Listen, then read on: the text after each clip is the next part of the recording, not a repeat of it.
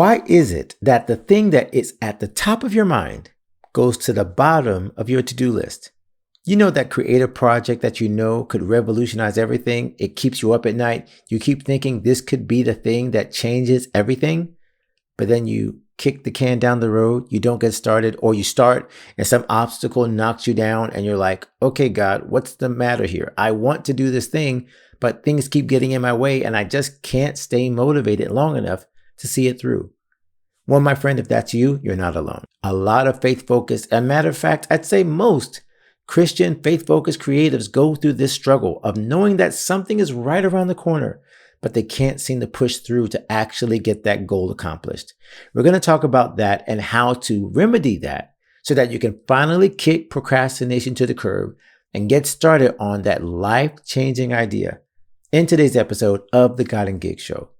Give me just a moment to welcome those of you who are new to our show, and then we'll get right into this super important conversation.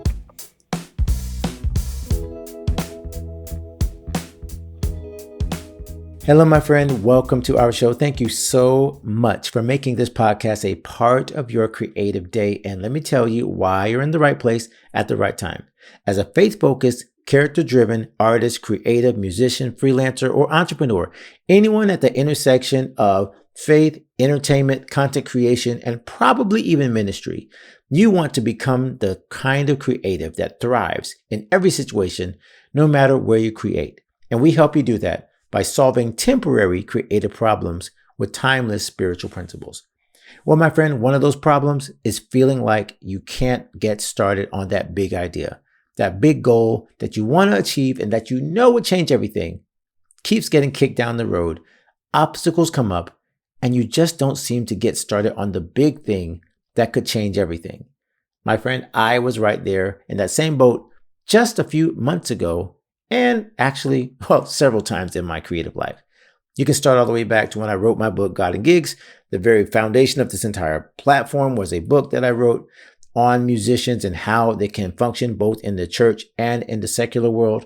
But at the time, I couldn't get out of just the third chapter. I thought it was going to be simply a pamphlet, just a small booklet. And my wife had to write down a Post-it note that said just right and got me out of that overthinking and analysis paralysis, to where I finally finished the book. The same thing happened with my podcast. After starting my podcast, I had a big time of delay where obstacles came up with my tech. The tech broke down on my website, couldn't figure out what was going on, and it kind of delayed me. Plus, there were some changes in the format, and it just threw me off. And it took forever for me to get out of that overthinking to actually get the podcast back to where it needed to be and basically rebrand it.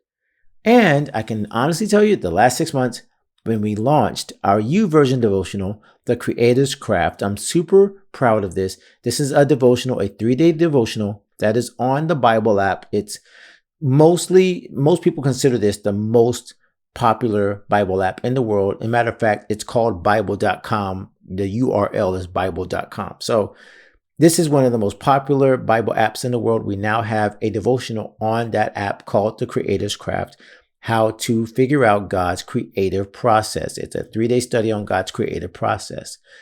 However, it took me about 6 months to get it done. And that's not because it really took 6 months. It's because I kept procrastinating, delaying it, even though I knew submitting this devotional to YouVersion could be a huge benefit to you and to our platform.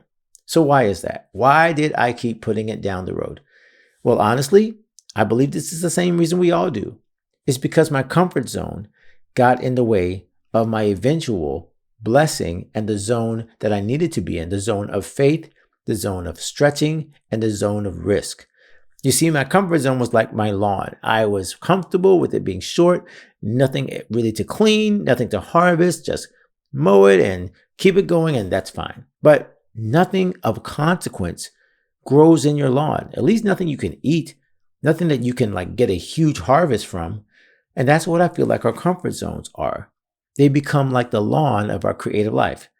You never really push because it's comfortable and you can do things there, but it doesn't expand or spread out your territory or your creative ability. You see, comfort zones are just where our dreams go to die they take a nap, and they never get back up. So how do you get out of this? Well, the first thing you need is the same thing I needed, an encourager. Someone to remind me of my why, someone to push me out of my comfort zone and remind me that I had someone to serve, someone on the other side of my obedience, my diligence, and my yes. For some of that was my wife. Other times it's been my creative circle, my church, my people around me in God and Gigs 360. This very community helped me to get out of that overthinking and paralysis and moving forward to what we call starting ugly in our Podfest community. That's Chris Cremento's book that we always recommend, Start Ugly, but it's really the way you have to do it. And every major brand, everything that I've started from my pandemic course, my pandemic live stream, I should say, the Keep the Music Playing course, and now, which is a podcast, by the way, we've started it on Podcasting 2.0. So all of these things, they started with just a dream, an idea, and moving forward to getting it done. So the first step had to be done, just starting. And then systematically, we started to figure out what the next step is going to be. The same thing you have to do, but you can't take the next step before you take the first step. You've got to just go ahead and take that risk, get out of the comfort zone, and move forward with the project, even if you're not sure what the third or the fourth or the fifth step is. Once you've gotten that first step out of the way, even if it's just writing the first sentence, choosing the first color, doing whatever it is to get out of that analysis paralysis and out of your comfort zone, which you know is calling you to simply avoid risk and avoid pain. Well, once you do that, you're going to find yourself to become what I like to call a serial starter, a habitual starter. Because once you get good at starting, you can also get good at finishing. And that's why you need a group like God and Gigs 360 around you to help you finish those ideas. But I'm here to help you get out of that moment where you're scared of starting. Because if you're scared of starting, what you're really saying is that you're scared of what you could become if you finish. And I'm here to tell you what you could become is so much greater than what you could be by simply staying in that comfort zone of the lawn of no risk and no reward. My friend, if this has helped you, please share this with someone. We're going to be doing some workshops very soon. Possibly as you're listening, there's one coming up right now. Go back and listen to episode 285 with our friend, Coach Sandy B of 90 Day Wins. She's going to be a huge partner in us helping you to get those 90-day wins and coming up with a systematic plan to achieving the goals that you actually want to do with your creative life. But my friend, the most important thing, just start. Start ugly, start without the ideas, start without a plan, just start. And then you'll see that the rest of the steps, as God says, He will make your path straight. He will be a light unto your feet and a lamp unto your path if you start taking that first step.